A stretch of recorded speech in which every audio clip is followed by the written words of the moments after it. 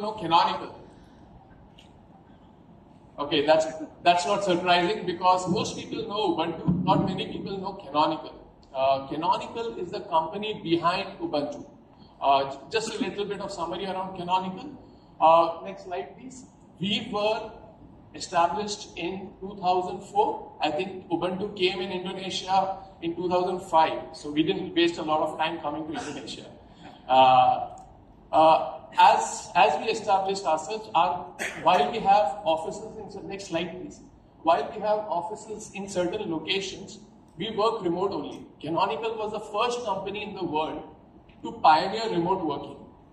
Why do we do that? It was not for cost saving, it was not for any other reason, but to have access to talent. Right now, we employ people across 60 plus countries. We have partners in all those locations. Those partners work on canonical technologies. Why are we doing this? So that we don't waste money on facilities, but invest that money into R&D and the communities in those countries so that we are able to build rich solutions which we can take to the market and solve some business problems. Next slide, please. This is an interesting one. I told you that I joined in 2003. I had a lot more black hair that time. This is a picture of the day I joined Canonical and visited Copenhagen. This was the APJ team of Canonical in 2023. That's about it. Whether it was channels, whether it was sales, whether it was solutions, this was the team that was there. And we were told that we had to grow the region by 20 to 30% year on year. And what we have now in the next slide is a team that we have built in the last 2 years. I take a lot of pride in 2 or 3 things. One, we have not lost any team member in the last 2 to 3 years in APJ region. Everyone has stayed with us in this journey. 2, we have expanded the team in every facet of the organization. Whether it is sales, whether it is channel development, whether it is field engineering, which is where Mao comes from, developing capabilities around channel enablement, marketing. What we are seeing is, the team is expanding, and especially in the times when you hear a lot of technology providers offload, firing of people, reducing their teams. We are in a journey where we are growing, and we want everyone here to be a part of that journey with us. That's why we are excited to be here. Just next slide, please. Okay, why are we here? Everyone heard about Ubuntu, but what is so good about Ubuntu that it becomes a foundation for our growth? Just some data point before we get into the specifics. 70% of Linux distribution in the world is currently run on Ubuntu. That's a big data point. Second, very importantly, you take up any big e-commerce portal, top 1,000 e-commerce portals that are running in the world, whether it is in China, Australia, India, payment gateways, US, retailers, they are all built on Ubuntu as a platform. This is a very strong foundation we have. In addition to the base operating system, what we are also, I think Professor mentioned that, what we are doing also very well is leveraging the explosion at the edge, at the IoT devices with Ubuntu Core. And some of our technology partners are leveraging that capabilities to take it in the market and create solutions. Next slide, please. So I spoke about the operating system. The operating system cuts across the private cloud, the public cloud, just plain data centers, the edge, and the devices. What this does is, it creates a continuum of capabilities and lack of worrying for our developers around integration, so that they can deploy the system anywhere without worrying about whether it will function or not. That's where our strength lies. That's why you see the numbers, close to 5 billion, that's not a small number, 5 billion instances are running on cloud on Ubuntu right now. That's a big number. 500 million containers are running on Ubuntu, an Ubuntu-enabled platform. So these are huge numbers which are giving us, one, access to different business challenges that the customers are facing. Once we have access to those business challenges, we are able to create solutions, and how we are creating those solutions is something that I'll cover. We are able to create solutions which are able to solve those business problems with the help of our partners like Shivali, obviously. We can't do it ourselves. Everything that we have to do, our strategy is partner first and having technology. No? Okay, I don't think they like me talking about Shivali about it.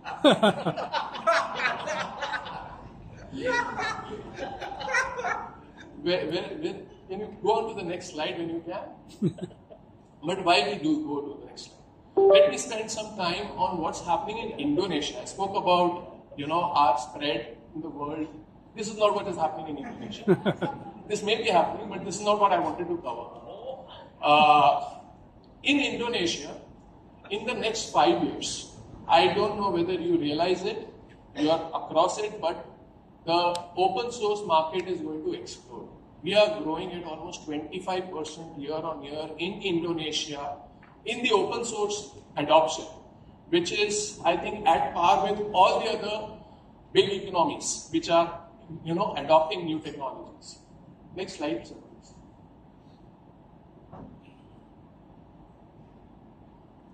Second point, in Indonesia, all web traffic, almost all web traffic, you look at it, 89% of that web traffic is on Linux, which is a huge number, which is actually compared to other markets quite big.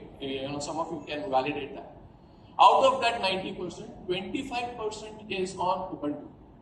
So that's the power of Ubuntu that we have in Indonesia, and we want to capitalize on that. And one of the questions that you might have is, Ubuntu is free. Why do we need to have any conversation about anything else from Canonical? And what are the offerings from Canonical where Canonical makes money from? So that's an important aspect that we wanted to clarify in today's conversation. Next, move on. I spoke about Ubuntu.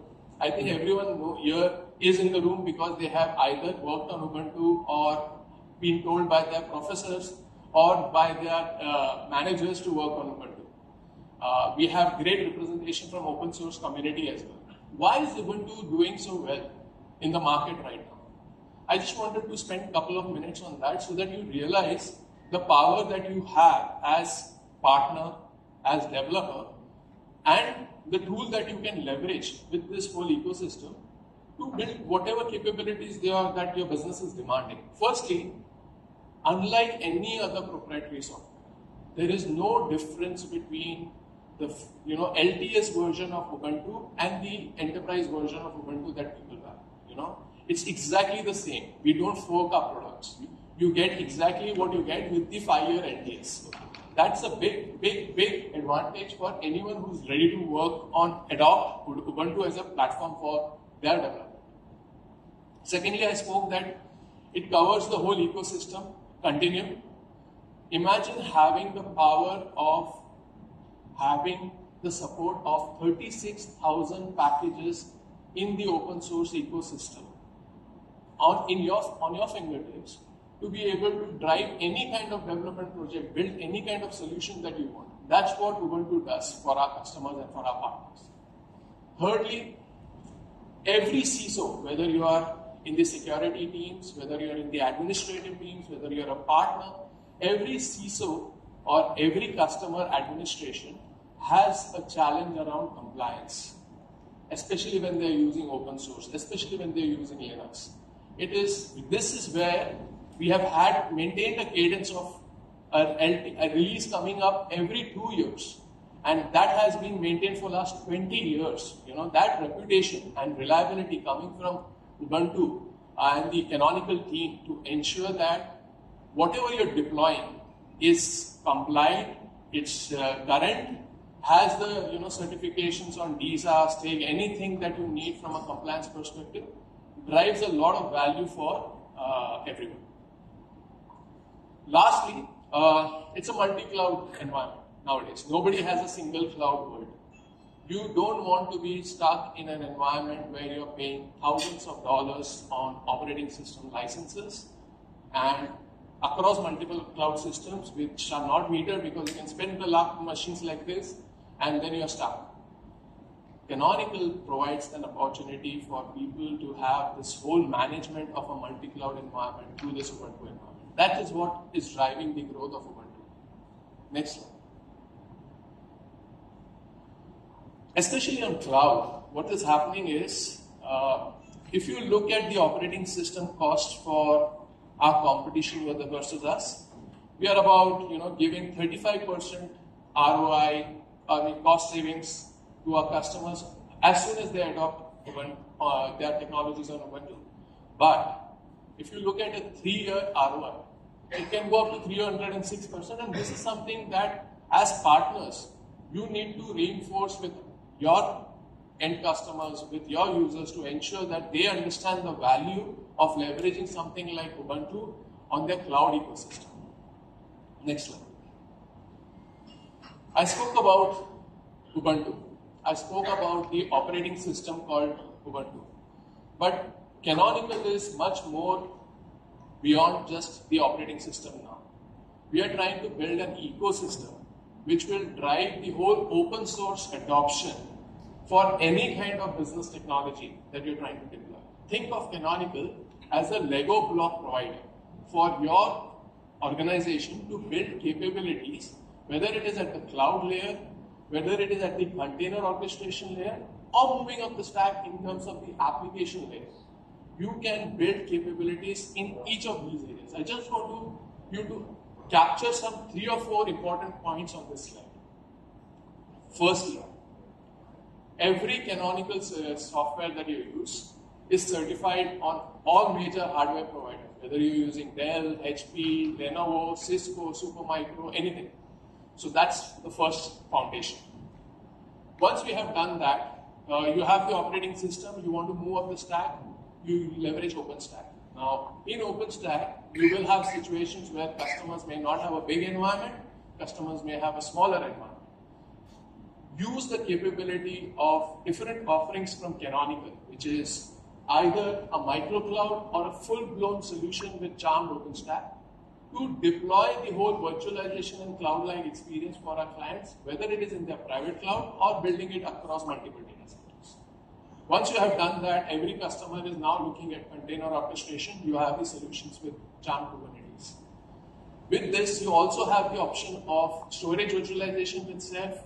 You have the management softwares that come as a part of our solutions, which is Juzu Landscape Mass. Leverage each of these things as the building blocks as you think are relevant for your build solutions. Now what happens is, you build the containers.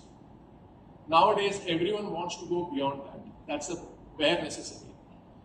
A lot of customers are coming to us with a business problem around management of some application software, whether it is at the database layer, whether it is at logic layer, so a lot of open source applications, whether it is MongoDB, Spark, Apache, Kafka, all these software which I think are very relevant for industries like telco, which are very relevant for AI workloads. This becomes an important conversation for customers who are wanting to deploy these technologies but not spend a lot of money around. So you can use Canonical to deploy, and how to use Canonical's capabilities is something that will come in the next slide. But these are some of the things that you could build on as a technology stack that you can leverage, or as a Lego block, as I said. I spoke about multiple offerings. One thing about, and I have to be honest, because I work for the community first. Then comes the commercial part. Canonical's philosophy is that, and we are very proud to be part of Canonical because it still is true to the open source community. What we have done is we have created one single subscription called Ubuntu Pro. It cuts across your operating system layer, it cuts across your virtualization layer, your containers. It can go up to the application layers. You don't have to buy multiple products from Canonical to ensure that you have this security and safety and patching and upgrades for everything that I have mentioned here. You get end-to-end with one subscription, which is Ubuntu Pro. And what is most powerful is, we are not selling Ubuntu Pro on the basis of licenses or sockets or anything like that. It is based on physical servers, physical nodes. You just buy physical nodes and you will get the subscription around it. So, you can understand the cost savings that you can expect when you're just looking at the physical nodes rather than the virtualization instances. Next question. Next slide. I spoke about what we are doing, right? I mean, see, it's obvious that Dell, HP, IBM, all of the worlds are already working with us. What is getting interesting now is the new age technology providers. When it comes to ChatGPT provider like OpenAI, NVIDIA, the silicon players like ARM, which is going to change the way we look at some of the ESX servers.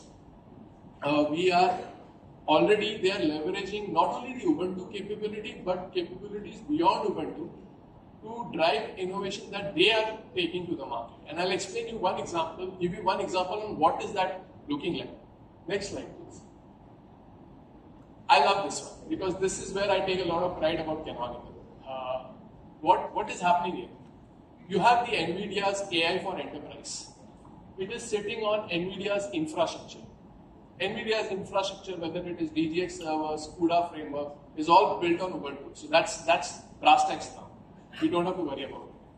But what is interesting is the whole AI layer of NVIDIA. When you go to NVIDIA's AI for enterprise, they have put together a set of software components, which is, they have integrated. They've created a reference architecture for the software, which are open source, which cover the data preparation layer, which cover the LLM training layer, which talk about inferencing, and also obviously scaling.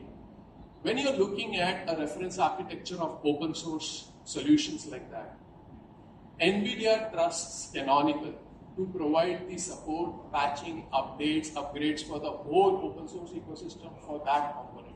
So every time NVIDIA sells AI for enterprise, it is powered by Canonical.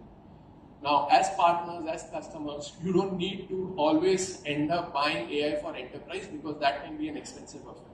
If you are building your own solution with your own stack of open source, all you need to do is talk to Sivali or someone in Canonical and put together a framework, one, to deploy it, two, to manage it. Management can be across different layers, but that gives you the flexibility to try out different use cases of AI, leveraging the power of open source at a fraction of a cost. Next slide, please. I spoke about the communities. As I said, for us, communities come first. We will continue to work with our communities, develop capabilities with them. These are some of the communities with whom we are already working. We'll continue to invest in the region, and we want to grow with the community because that's the foundation for all the technology capabilities that is enriched into the Ubuntu ecosystem. Next slide. I started the conversation by asking you a question of, do you know what is Canonical? I want you to register two things. Canonical is the company behind UBUNTU. We democratized the open source operating system through Ubuntu in the last 20 years. Our vision is to democratize the AI solution for everyone with our Ubuntu Pro so that customers can use as many use cases as possible. What is interesting is it all comes with 12 years of LTS. And I'll explain you how that works in the next slide because I'm going to deep dive a little bit into Ubuntu Pro in the next 10 minutes. But before I go there, next slide please. I've already summarized what we are doing. Next slide. Before I go into Ubuntu Pro, I'll just take a pause. If there are any questions that I need to answer. Or I can continue with Ubuntu Pro and you can ask the questions later on. Have I put all of you to sleep? No. Alright, no worries. We'll continue then. Let's go into a little bit about Ubuntu Pro because I think to our earlier question on how Canonical makes money, I want to spend some time on what we are trying to do to be a responsible enterprise for our shareholders or our business, at the same time, don't compromise our values for our community.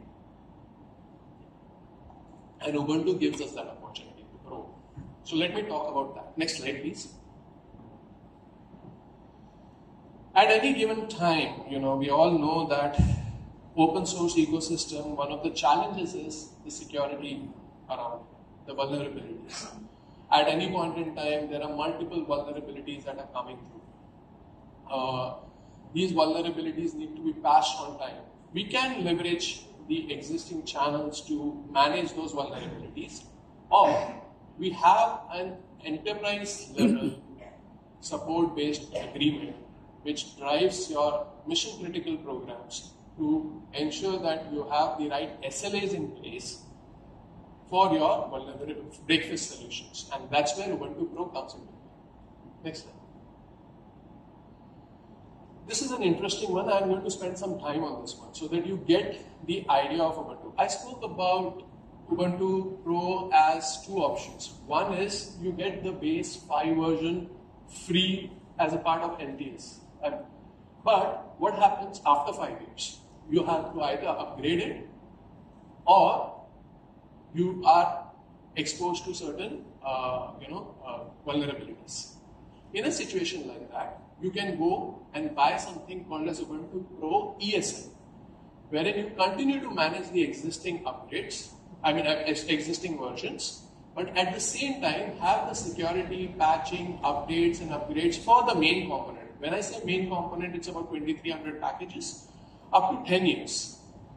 This is the power of ensuring that your business continuity is in place, and also ensuring that when you have application dependencies where you can't upgrade the operating system versions and things like that, you at least have the solution around it. So that's the horizontal movement. The vertical part is the Ubuntu Pro infra, which I spoke about. So you cover up to Kubernetes, but if you want to go beyond Kubernetes, you want to include some of the development packages that you are having. You want to include some third-party databases, open source databases. You have two options. Either you can end up managing without patching, without any third-party support. Two, you buy the support by individual software with multiple service providers and manage those contracts. It's a painful exercise for anyone. What we are trying to do is remove that pain for our customers. How are we removing it? With same Ubuntu Pro subscription, you go up to the application layer and you get end-to-end services for the application layer. Next slide, please.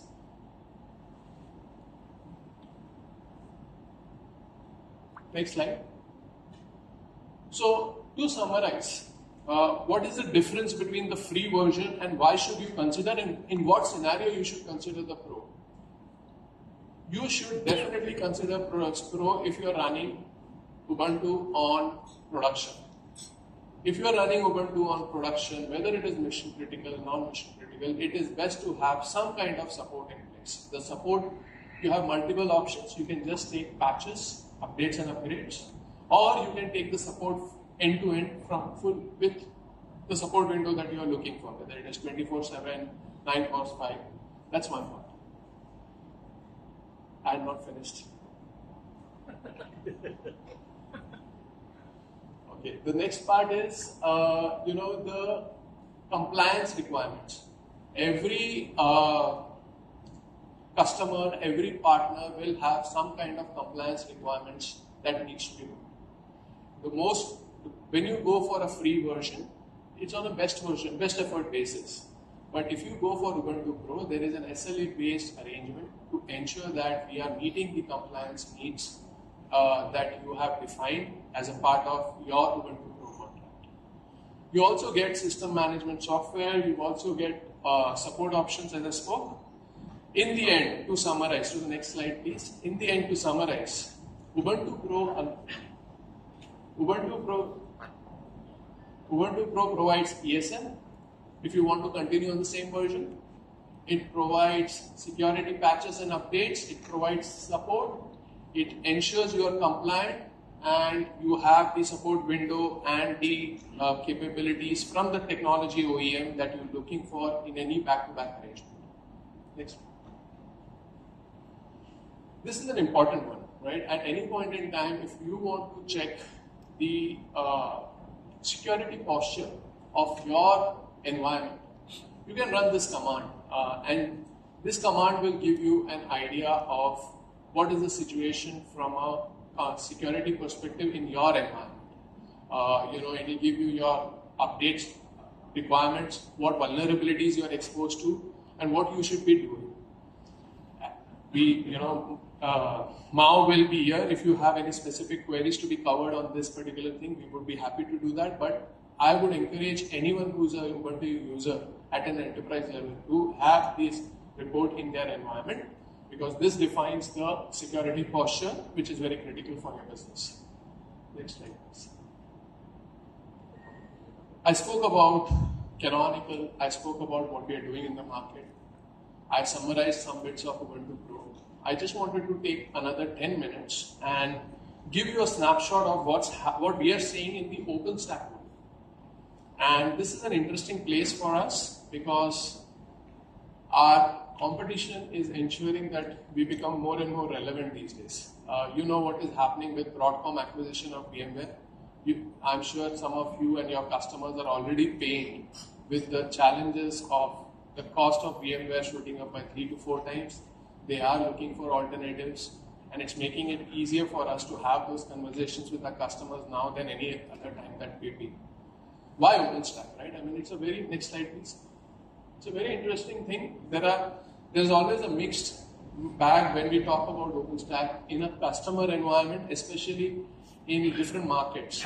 If I go and talk about OpenStack in Japan versus Indonesia, the response is very different compared to OpenStack in Australia versus India. So, there are different markets, different maturity curves, different levels of engagement with the open source project from the communities as well as from the customer. But what has happened is, because there are so many OpenStack projects that have been deployed over the past 10, 20 years that it has been in existence, it has developed into a very mature platform now. Secondly, there are so many different use cases. You have an OpenStack for telecom vertical. You have an OpenStack solution for retail, FS, government. So many different verticals in which we have deployed OpenStacks that it has become really enriched with integrations, with the platform features, with the reliability of the platform. It's become more and more prevalent for customers to evaluate OpenStack in the last 2-3 years compared to what we were seeing maybe 5 years back. Next. At the end of any business is cost. If you look at what's happening with OpenStack, with what's happening in the open source, cost becomes a very important component for every customer on what they can achieve. There are multiple layers of cost. When I look at open source, people only think, okay, it will reduce the cost of my licenses.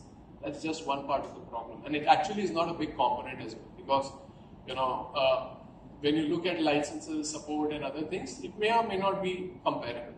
But when you deploy something like open source, you have to look at a total TCO. The total TCO cuts across all the layers that I just explained from our solution bouquet. If you are able to deploy those technologies well, be rest assured that you are able to generate at least 30 to 40% savings on the existing cost, which can be leveraged for actually investing in the innovation. A lot of customers are asking us one question: are you able to bring down my run cost so that I can take money out of it and invest in my change? Which is where we are trying to play this OpenStack capabilities for them and leverage that advantage for the customers. One, of the technology platform which is well established. Two, now the resource pool is strong. I mean, you will have partners and technology providers around OpenStack everywhere.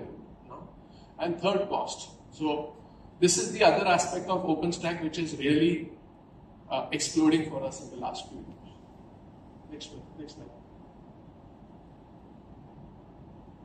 When you're doing an OpenStack deployment for you or for your customers, there are going to be multiple questions to be evaluated, which is where we are wanting to work with partners like Siva. Whether you are deploying it, what is the size of the environment you're going to deploy? Who's going to manage that? What we have done is we have thought through all these questions with our partners, and we have created a set of offerings that you can take. You want to have a full managed solution, you can do that. A lot of customers, when they don't have the skills to manage an OpenStack environment, even when they're looking for a VMware replacement, what they end up doing is, they'll come to us and say, you know what, Naeem, just give me a solution for 1 year as a managed solution, and after 1 year, train my team so that they can manage it. So we are looking at that alternative. Third option is just build it up for us and go. Just do that part. This is the scale I want. This is how I want to scale out. These are the capabilities I want at the container layer. So please include that. So these are some of the relevant information that we capture as a part of our initial discussions with our clients, leveraging partners like Shivali, and ensure that what we get at the end of this build is something which is aligned to your business needs. Next slide. OpenStack, again, very relevant when you're looking at just infrastructure as a service. If you're going beyond infrastructure as a service to something like a container as a service, you want to build platform as a service. Right now, there is a telco in Singapore which was leveraging a platform from public cloud. Dell came to us with that customer saying that, you know what, Naeem, the cost is high to manage that platform. It was Kafka as a service basically. And we want to build this whole thing internally. And we did that at almost 25%. We gave them about 35% saving on the existing cost because we were able to build the whole stack at a margin of the cost that they were paying. So there are options available. It is modular. It's up to us and our customers' maturity that we need to deploy this accordingly. Next slide. I spoke about some of the hardware components, but from an OpenStack perspective, there are 2 or 3 things that customers and partners are asking us. Is this something that is certified on hyperconversion? Is it something that is certified on conversion infrastructure? Is it something that will work with AMD? Is it something that will work with ARM architecture? The good news is that we are in a position to have the right certifications in place to drive these capabilities and give the customers that comfort that it is already done, tested, and it works. Secondly, a lot of customers are also asking for some third-party integrations. As I said, with the number of projects that we have done, we have been in a position to actually give them the relevant case studies and challenges that they might face from an industry perspective, based on whatever experience we have had deploying those capabilities in different parts of the world. Next slide. Again, from an OpenStack perspective, just a quick summary. I think a lot of customers, a lot of partners are asking this question: is OpenStack compatible with VMware? I want to just play this very clearly. There is no one solution that is going to replace VMware end-to-end. So I don't take that claim. I don't put that claim. But are there viable alternatives? Absolutely. What are those viable alternatives? You can either go to another proprietary software and get stuck the same way you got stuck with VMware, or you now take a different journey and ensure that you're building a capability which is foolproof, and you don't have to go through this again and again. Which is where customers are coming and having conversations with us as a VMware replacement strategy. I just want to clarify that VMware is also a partner for us, because I don't know whether you follow Canonical news, but we just announced that the VMware is going to leverage, both Nutanix and VMware actually are going to leverage Canonical's Kubernetes capabilities to drive their container strategy. So we become the underlying engineering components for them to drive their container strategy. So while they are partners, there are alternatives that you can explore. Next slide. While this slide is there, I just want to highlight 2 or 3 things. I want to go through 3 or 4 slides very quickly. They are customer testimonials, and I want to tell you why customers chose what they chose, so that you get an idea. Next slide, please. This is a media conglomerate in Japan. They decided to deploy OpenStack. The reason why they decided to deploy OpenStack was very different from someone else trying to do the same thing. They were doing it for cost-saving purposes. If you go to the next one, you need to stay at pace with me. The next one was looking at canonical OpenStack purely from a container and open source bouquet of services perspective. They wanted an end-to-end capability, hence they leveraged our solutions. The next one, Telefonica, a big name in the Europe from a telco perspective. They have presence in Brazil as well. They wanted an OpenStack capability which covered the whole telco specific use cases, which is where they ended up leveraging canonical capabilities to deliver the OpenStack solution. Next one. Again, same telco. They used canonical because they felt the cost was right and canonical was quite responsive for the needs that they had. The next one. It's an interesting one, this one. Here, it's an innovative company trying to build immersive technology, immersion-based cooling data center. They started in Australia, but they got acquired by a Singapore-based firm. They wanted a capability which cuts across the whole stack with managed services. So, because they didn't have an internal team to scale up. So, we have actually built the whole solution on NVIDIA GPUs, and we are building it up, managing it. They are just taking it to the market and making revenue out of it. So that's another way of leveraging canonical capabilities. If you are a service provider and you're seeing a potential in the market where you want to build a GPU as a service, for example, these days a lot of customers are coming and talking to us about that area. Or still infrastructure as a service capability, a shared cloud environment, a government cloud initiative. Customers come, talk to us, we give them solution components as our options, and then they explore those solution components, whether they want to deploy it themselves or they want to leverage canonical or canonical partnerships for it. So with that, is that the last slide? Yes. With that, I would like to thank you for not sleeping through the presentation. And I will hand it over to Joyce now, or if there are any questions I can take now, we can do it after Joyce and Mao's presentation. Any questions? Either I didn't make any sense or I was too clear. Which part was? Okay. You have a question? Simple question. Let's get the ball rolling. Simple questions for university like us. Sorry, I come down. Okay. So I'm coming from university. Yes. What would be the best way for us to contribute to open source? You're already doing a lot of work. Yeah. No, I mean, like the roadmap for the Indonesian university, not my university. Yeah. So I'll give you a couple of aspects. 3 things that are a challenge for especially markets like Indonesia: access to skills. Yeah.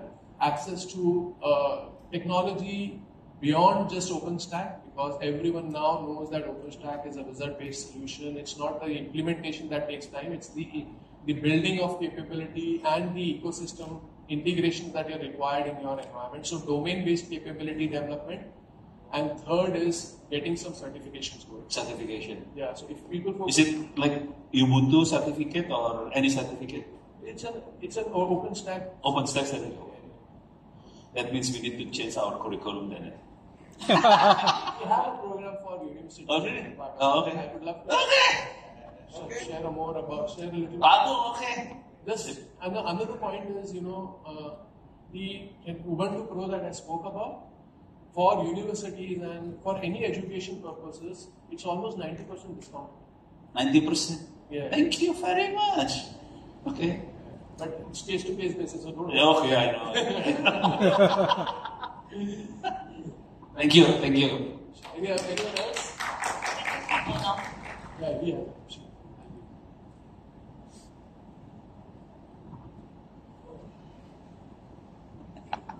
Binus. Can I ask not about technical? Yeah, go ahead, please. Is it? Yeah. Okay. Actually, you represent the canonical. I can say you are coming late. I know You came late, and also Mr. Siwam Suicha also late. Now, the movement of open source in Indonesia very exploded about 10 years. So even the government put a lot of money on it.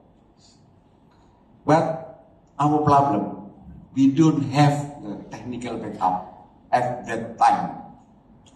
So we have only Paono and anything else. So now we can restart again. What is the canonical commitment for this? Not only for about the technology, but how to deliver the technology to build the human, to build, to support the civilization, to support our country in Indonesia. Absolutely. This one I only want to know, and maybe you can give some speech to. I'll not How give can a it speech, like? but I'll tell you the only way to do this is empowerment. Okay. And the empowerment will come into three areas. One is how strong are we able to build a channel network? Okay. Because everyone is able to use the UBUNTU as an operating system, but now they are going to go beyond operating system. So they need some kind of guidance, consulting to help them feel confident to develop and deploy those technologies in their environment. So we need to be there, locally present first. Okay. That's the first part. We can be locally present in 2 or 3 ways. One is the channel first. So our first strategy is channel first.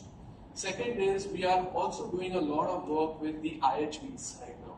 So as we speak, we are representing Canonical in Dell Tech forums in many cities across APAC. So similarly, we are doing the same thing with HPE. Okay. Okay. I don't think we are doing a lot of work with Lenovo, but that's another aspect. Third aspect is what are we doing with the ecosystem of, say, Microsoft and AWS and Google. So, a lot of you'll see that Microsoft has a program called Linux Build now.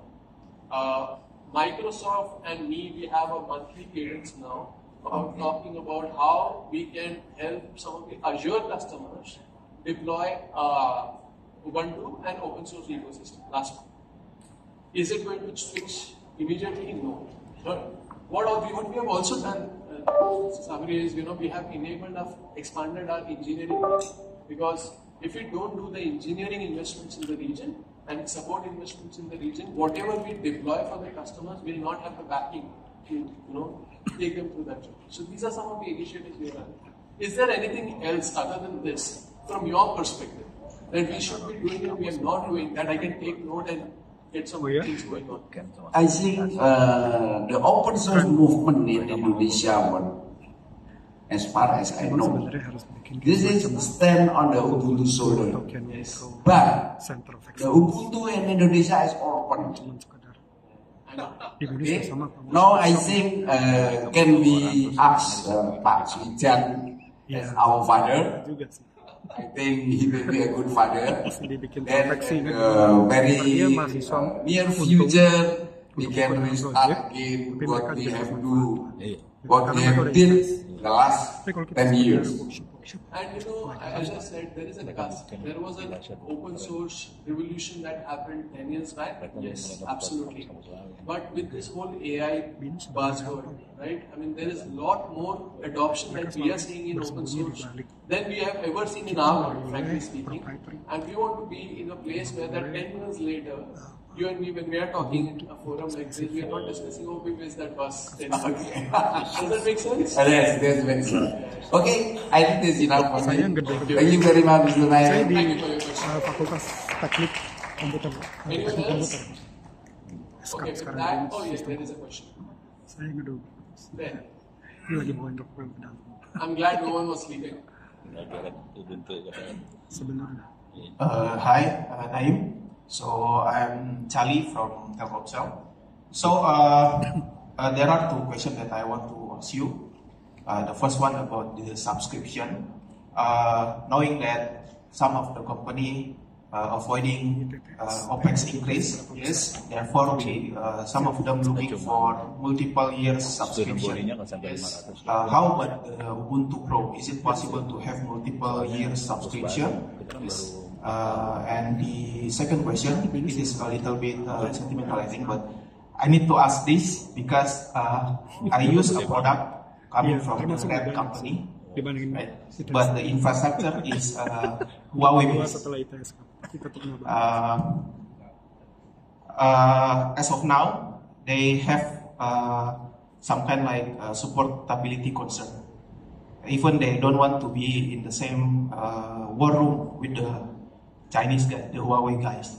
How about the Ubuntu itself? Can you guarantee that